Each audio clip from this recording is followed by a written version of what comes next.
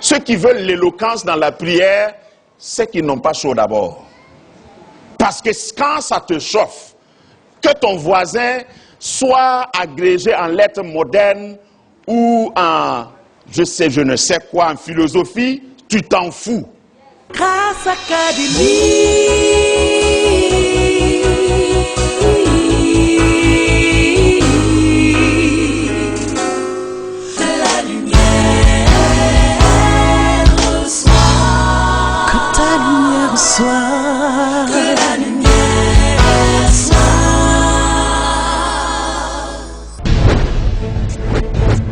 Je ne suis pas de ceux qui prêchent un évangile de malheur.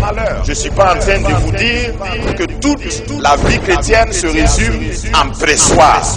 Et tu vas souffrir. Plus tu souffres, plus tu es chrétien. Non. Il y a quelque chose en toi que les gens ne vont pas découvrir.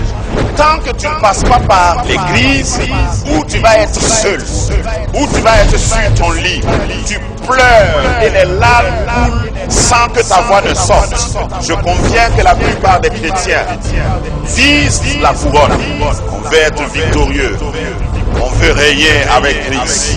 Mais avant de t'asseoir dans les lieux célestes, avant de prier, avant de s'asseoir sur son trône, avant de prendre autorité, domination sur toute la terre, est-ce que tu te rends compte que pour pouvoir effectivement manifester ton règne en tant que fils de Dieu, tu dois pouvoir passer le test de la crise, de la croix, avant de recevoir ta couronne. C'est ça la manifestation des fils de Dieu.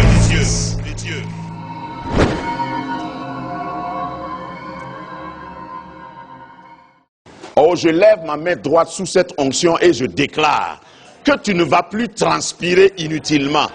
Jésus, à la place de la sueur, a sorti du sang pour que ta sueur produise toujours quelque chose. Si tu as échoué quelque part, je déclare qu'à cause de la blessure sur la tête de Jésus, tu récupères tout ce que tu avais perdu. La tête symbolise, si vous voulez, le gouvernement. Si ta tête ne fonctionne pas bien, tu ne peux pas leader, tu ne peux pas guider, tu ne peux pas conduire, tu ne peux pas entreprendre, tu ne peux pas créer. La tête. Que Dieu guérisse ta tête qui représente le gouvernement. La tête parle aussi du mental.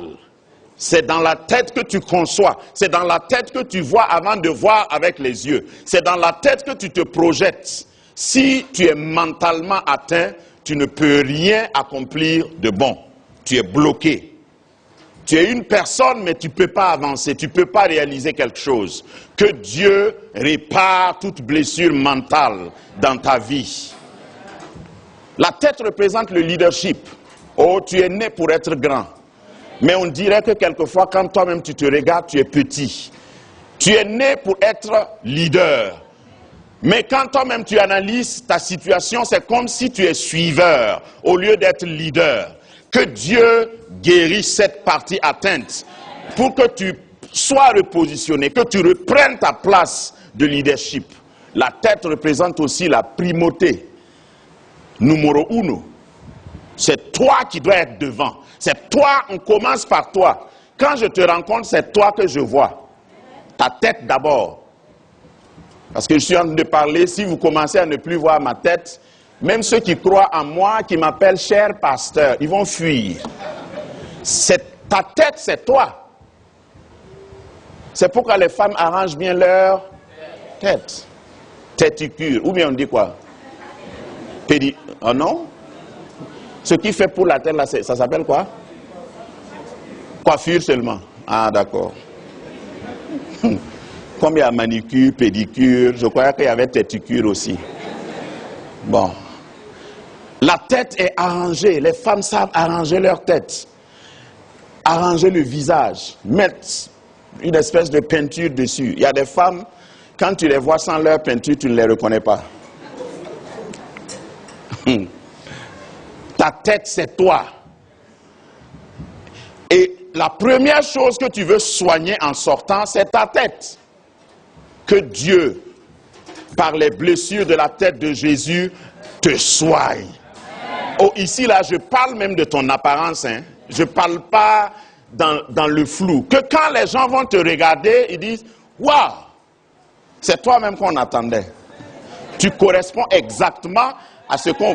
Et si tu n'es pas encore marié, que celui qui va te voir là dise, waouh. Qu'à cause de la blessure de la tête de Jésus, toute blessure causée même par les ancêtres, qui ont été de génération en génération, une contagion soit annulée dans le nom puissant de Jésus. La tête représente la conception, enfin, c'est-à-dire que Dieu va guérir ta tête pour que tu deviennes fertile en imagination. Quand il y a un problème, que les gens courent toujours vers toi. Parce que tu es fertile en imagination. Parce que quand tu t'assois, tu conçois. Quand on te donne un petit temps, tu dégoupilles, tu désamorces toutes les bombes, toutes les grenades posées. Quand on te prend dans un service, tu arrives, tu mets les mains dans ta poche, tu tournes. Le premier jour en sifflant. Après, tu parles en langue. Et puis tu pars t'asseoir. Et puis le lendemain, tu dis, patron, est-ce que je peux te voir? Parce que j'ai une solution. Que Dieu guérisse ta tête. Et que tu sois concepteur ou conceptrice. Que tu apportes des solutions au monde. Parce que ce n'est pas seulement pour toi. Tu ne dois pas concevoir seulement pour toi. Écoutez-moi bien, peuple de Dieu. Le Burkina a besoin de concepteurs et de conceptrices pour apporter des solutions. Le micro que je porte, que vous ne voyez pas, ça a été conçu par quelqu'un qui avait une tête bien faite. Que Dieu guérisse ta tête. Pour que tu apportes des solutions au monde. Pour que tes enfants puissent te citer en exemple. Parce que tu vas leur laisser quelque chose de beau. Le temps me manque, je pourrais parler de beaucoup d'autres choses. Les mains de Christ. Ses mains ont été percées. Et sur cette image, selon les chercheurs et les archéologues, les pointes qu'on a utilisées pour crucifier Jésus n'étaient pas des pointes raffinées. C'est une pointe de ce genre que vous voyez. Imaginez le trou, imaginez l'atrocité qu'il a dû subir. Et j'ai oublié de vous dire que la crucifixion avait pour but de vous étendre. Au fait, tu devais mourir par suffocation. C'est-à-dire, on tend ton bras de part et d'autre, si bien que pour respirer même, c'était difficile. Et c'est après avoir tendu comme ça qu'on cloue les deux mains. Et les deux mains doivent supporter le poids de ton corps. C'est-à-dire, quand tu es suspendu comme ça, tu as tendance à t'affaisser et ça fait mal aux mains. Jésus a été blessé aux mains pour réparer tes mains. Ses mains ont été trouées pour que tes mains ne soient plus trouées. Regardez, quand vous avez une main trouée, tout ce que vous recevez, ça coule. Il y a des gens, quand ils reçoivent leur salaire, après quelque temps, quand tu leur demandes où c'est parti, où l'argent là est parti, ils ne savent pas. Eux-mêmes ne savent pas. Ils sont confus.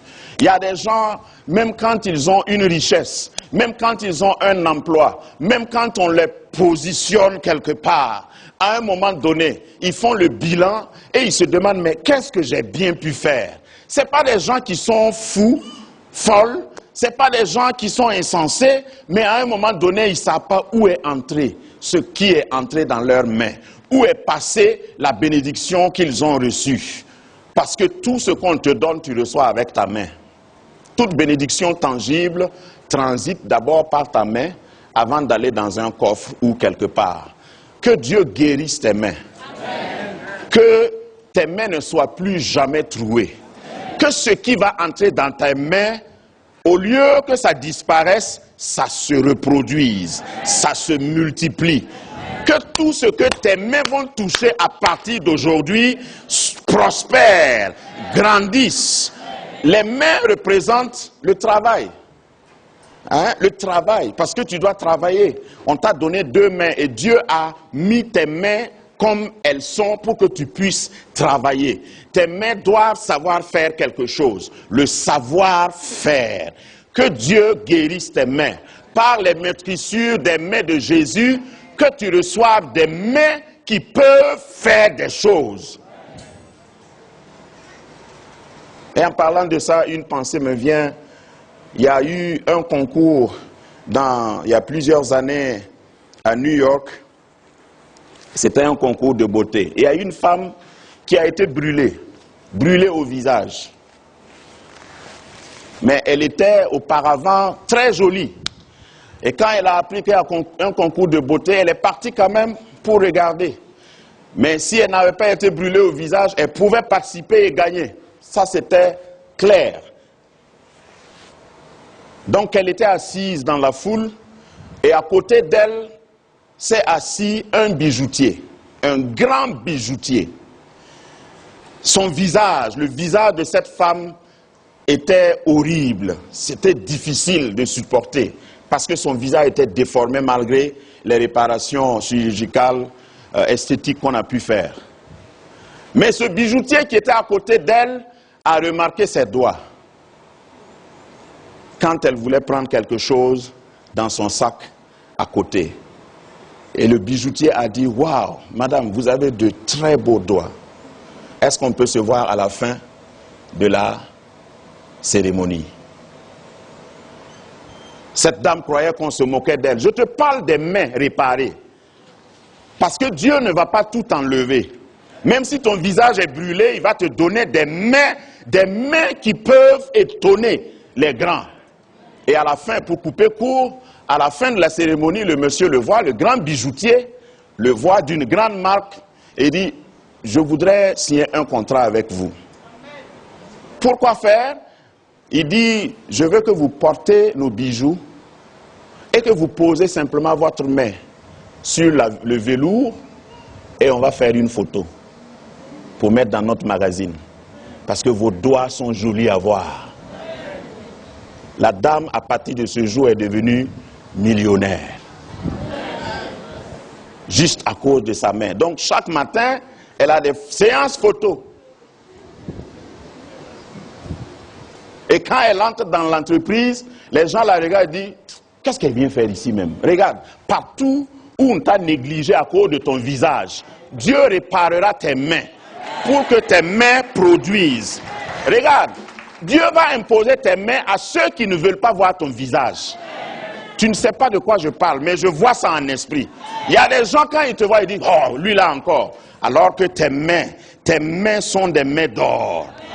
Lorsque tu vas toucher, on verra la différence. Même si c'est un clavier que tu vas toucher, on verra la différence. Les mains percées de Jésus ferment tout trou dans tes mains, pour que tu ne perdes plus ce que Dieu t'a donné depuis ta naissance. Sois guéri dans tes mains. Les mains, c'est l'accomplissement. Les mains, c'est le succès. C'est le symbole du succès. Les mains, c'est les relations. Il y a des gens, à partir d'une poignée de mains, ils ont signé un contrat. Que Dieu mette sur ton chemin des gens avec qui tu vas tisser des relations permanente, fructueuse. Le simple bonjour va te propulser à une nouvelle dimension. Que Dieu guérisse tes mains relationnelles. Alléluia. Les mains représentent le pouvoir. Parce que c'est avec la main que tu signes. Et vous savez qu'il y a des signatures qui valent de l'or. Certains d'entre vous, moi y compris, vous avez souvent déposé des dossiers. Et puis chaque fois on vous dit, venez, qui travaille dans un ministère, levez la main, ne dites pas le ministère, levez la main. Qui travaille dans une banque, levez la main. Vous demandez un prêt, on dit, ah non, c'est accordé, il reste la signature. Et souvent tu te demandes, signature là-haut. Ça quitte le ciel pour venir voir, ou bien le monsieur qui doit signer là est décédé. Parce qu'on va te faire marcher. Tu pars, on dit venez demain. Tu repars, si tu es chrétien, tu repars en priant. Seigneur, touche son cœur. Mais c'est sa main qu'il faut toucher. Faut qu'il scie seulement. Que ta main double sa valeur, triple sa valeur à partir de ce message. Que ta signature devienne rare, importante. Que les gens se mettent en rang pendant plusieurs jours pour attendre ta signature. Mais toi aussi, il faut signer vite. Voilà. Les mains représentent le pouvoir économique. Tu comptes l'argent avec quoi? Tes yeux? Hein? C'est avec les mains. Et c'est quand tu as beaucoup d'argent que tu vas connaître la valeur des deux mains. Quand tu veux compter. Et il y en a qui sont experts. J'ai regardé une femme compter de l'argent, moi-même j'étais épaté. Elle a pris l'alias, elle faisait psip, psip, psip, psip, psip, et elle continuait de parler. Après, elle classe ça comme ça, elle dit vérifier. Quand j'ai vérifié,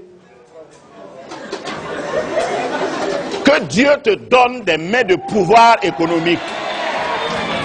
Oh, tes mains ne doivent pas être là pour caresser des plaies, ça doit compter aussi de l'argent. Compter, compter, compter. Et puis tu appelles tes enfants, tu dis venez m'aider, on va compter. Et puis l'enfant compte et puis tu dis on ne fait pas comme ça petit, regarde-moi faire.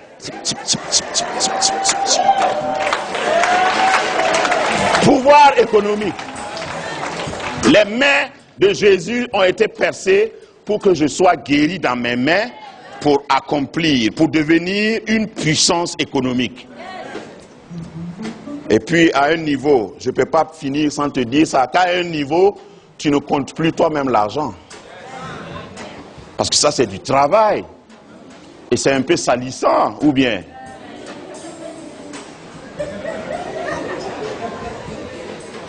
Qu'à un certain niveau, tu embauches des gens pour compter l'argent.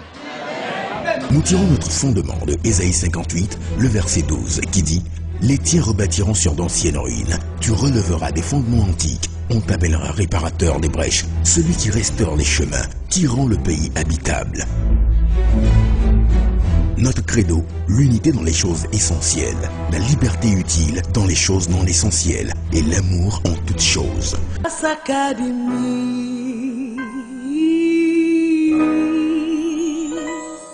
Que Dieu change ton niveau. Puisque j'ai parlé de compter, que Dieu change ton niveau et que ce que tu comptes là, ça ne sera pas 5 francs, 5 francs, 25 francs, 25. Que Dieu change ton niveau. En tout cas, si tu es ici, nous, on n'a pas peur de l'argent. Non. On peut être bon chrétien et bien riche. Si tu deviens riche et tu deviens mauvais chrétien, c'est que tu n'étais même pas chrétien. Souvent, je prie et je dis, Seigneur, rends-moi riche. Et tu vas... non. Je vais changer ma région. Seigneur, si tu ne crois pas, il faut me donner l'argent, tu vas voir. Alléluia. Le dernier niveau de blessure, c'est les pieds. Et je termine là. Les pieds de Jésus ont été blessés. Si tu n'as pas de pieds, tu ne peux pas évoluer. Si tu n'as pas de pieds, tu n'as pas de destinée. Les pieds parlent de ta capacité de quitter un point A pour aller à un point B. Les pieds parlent de l'évolution, de l'élévation. Les pieds parlent de l'accessibilité. Que tu puisses grimper même si c'est des escaliers. Si tu n'as pas de pieds, c'est difficile. Ou si tes pieds sont blessés, c'est difficile. Je rattache ça toujours à Genèse 3 pour dire que Dieu à la femme a dit, le serpent te blessera le talon, mais toi tu lui écraseras la tête avec le même pied. Que le pied que Dieu t'a donné soit guéri par les maîtrissures du pied de Jésus, afin que tu utilises ce pied-là pour écraser tout ce qui t'a blessé. Oh, je ne sais pas si vous voyez la relation. Le serpent te pique le talon et tu regardes et tu prends ce même talon.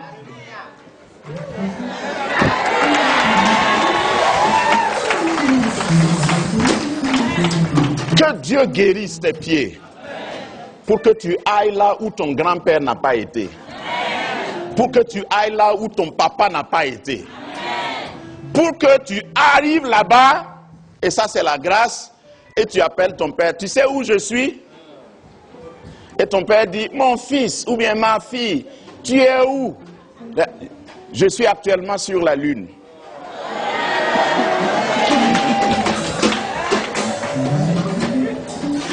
Et puis il va te demander, comment sont les gens là-bas? Ah, papa, ici il n'y a personne. C'est moi seul. Et puis tu vas faire quoi? Je reviens demain. Je te parle de dimension. Là où personne dans ta lignée n'a été là, tu vas aller là-bas. Avec tes pieds. Les pieds guéris.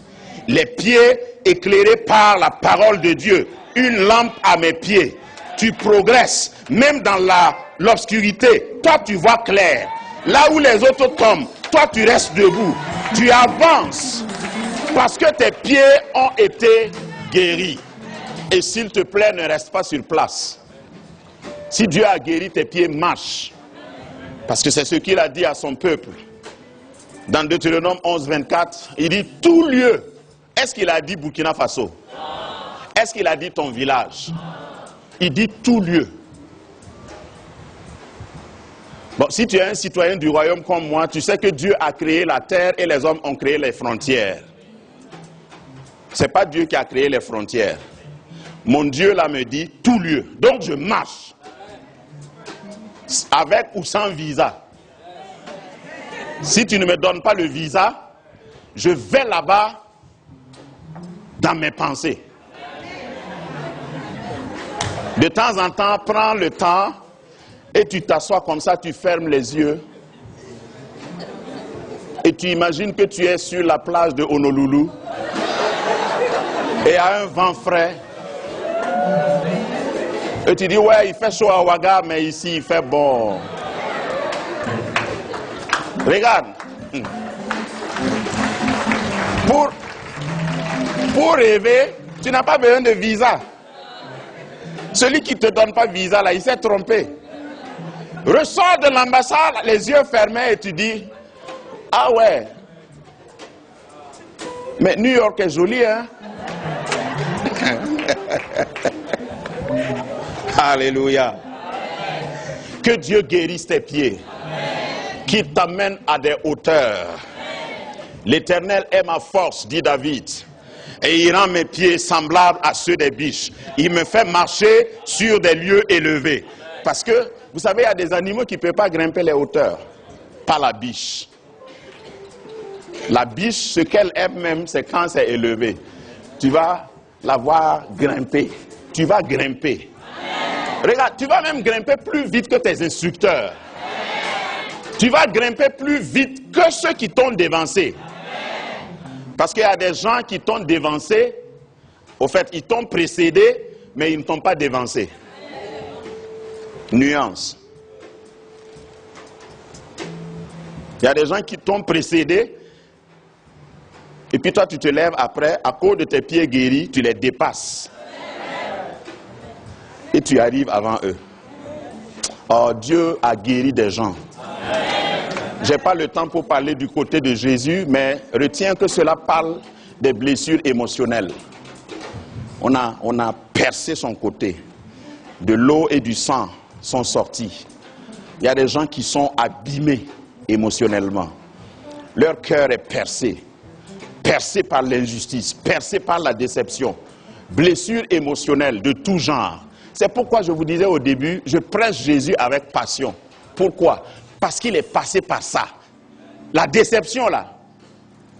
Toi tu es en train de pleurer parce que ton fiancé t'a abandonné. Ne prie pas pour sa mort. Prie pour qu'il vive longtemps.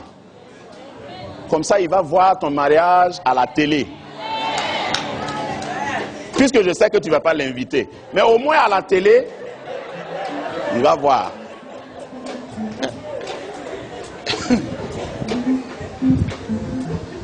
Prie pour ceux qui t'ont brimé professionnellement. Pour qu'ils vivent longtemps. Comme ça, en écoutant la radio, ils vont entendre ton nom au rapport du Conseil des ministres. Et je sais qu'il y en a qui vont entendre ton nom et dire non, ça ne doit pas être lui, ça doit être son homonyme. Et il sera obligé d'aller acheter le journal officiel qu'on ne trouve pas facilement. Et il va voir ta vraie identité. Maintenant sur Internet, on met même les photos. C'est pourquoi chaque fois que tu prends photo, ne prends pas une photo en fonction de ton état. Fais-le avec sourire. Tu n'as pas 5 francs dans ta poche. Peut-être que cette photo-là qu'on va mettre quand tu seras nommé ministre. Non, souris.